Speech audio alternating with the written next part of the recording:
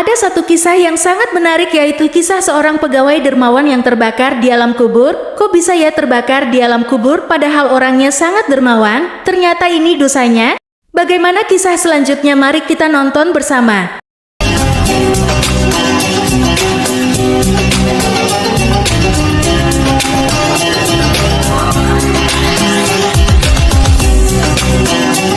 Ada sebuah kisah nyata terjadi di kota Jakarta. Saya mendengar kisah ini dari salah seorang ustadz yang juga diceritakan kisah ini oleh orang yang menyaksikan kisah itu secara langsung. Begini ceritanya. Ada salah seorang pimpinan cabang sebuah bank konvensional yang dalam kehidupannya terlihat sangat syalid. Beliau seorang yang ahli ibadah, sering puasa sunat, sangat dermawan dan gemar bersedekah. Bahkan hampir setiap setahun sekali pergi menunaikan ibadah umrah. Jika bicara soal ibadah sunnah, hampir semua ibadah rutin beliau kerjakan. Sampai suatu ketika, pimpinan kepala cabang bank konvensional itu meninggal dunia secara mendadak. Memang tidak ada tanda-tanda yang aneh, dan semuanya tampak berjalan biasa-biasa saja. Sampai pun dikebumikan berjalan normal-normal saja. Barangkali Allah ingin memperlihatkan kuasanya sebagai pelajaran bagi orang-orang yang ingin mengambil iktibar bahwa perilaku riba itu memang suatu dosa besar yang tidak hapus oleh amal ibadah sunnah lainnya. Peristiwa besar pun terjadi.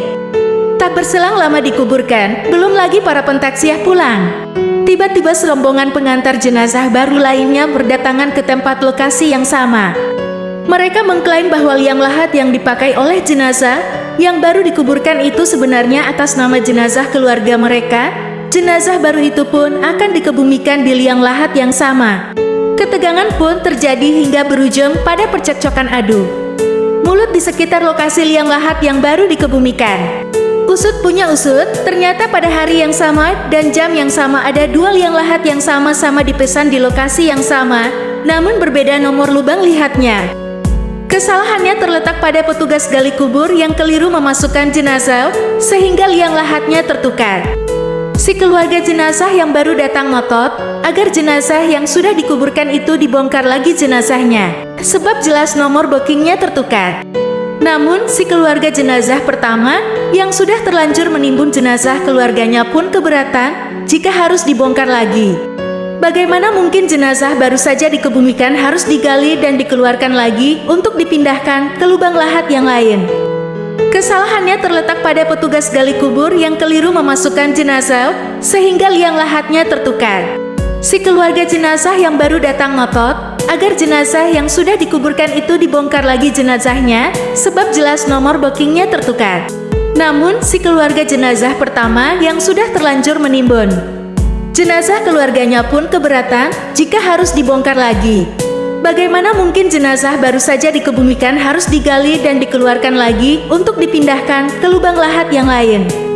Ketegangan kian menjadi, sebab kedua belah pihak tidak ada yang mau mengalah. Alhasil akhirnya, si keluarga jenazah pertama terpaksa mengalah juga, sebab liang lahat itu memang bukan atas hak mereka. Apa mau dikata, akhirnya jenazah yang telah dikebumikan terpaksa dibongkar. Penggalian pun dimulai lagi.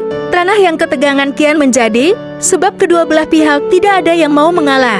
Alhasil akhirnya, si keluarga jenazah pertama terpaksa mengalah juga, sebab liang lahat itu memang bukan atas hak mereka. Masih basah memang tak menyulitkan untuk digali ulang. Sedikit demi sedikit tanah terurai dan mulai tampak papan yang menutup lahat. Namun, apa yang terjadi di hadapan mereka? Semua pun ziarah terkejut, sebab papan jenazah yang menutup lahat sudah terbakar menjadi hitam legam. Sontak, semua kaget mengucapkan istighfar. Pihak keluarga jenazah pertama tak tahan menahan tangisan histeris. Tak ada yang sanggup melanjutkan penggalian. Pihak keluarga jenazah kedua pun sontak terkejut dan meminta agar penggalian tak diteruskan. Mereka berkenan memilih liang lahat yang tertukar itu. Alhasil, kubur itu ditutup kembali dengan penyesalan dan kesedihan mendalam. Ini kisah nyata yang tidak perlu harus dipertanyakan kapan, di mana, kenapa, siapa pelakunya, dan bagaimana peristiwa itu bisa terjadi. Kisah ini juga bukan serial sinetron rahasia ilahi yang bersifat entertainment. Tidak. Kisah ini cukup sebagai self-reminder dan menjadi iktibar bagi kita dan keluarga. Semoga kita dan keluarga kita terhindar dari dosa riba serta fitnah kubur.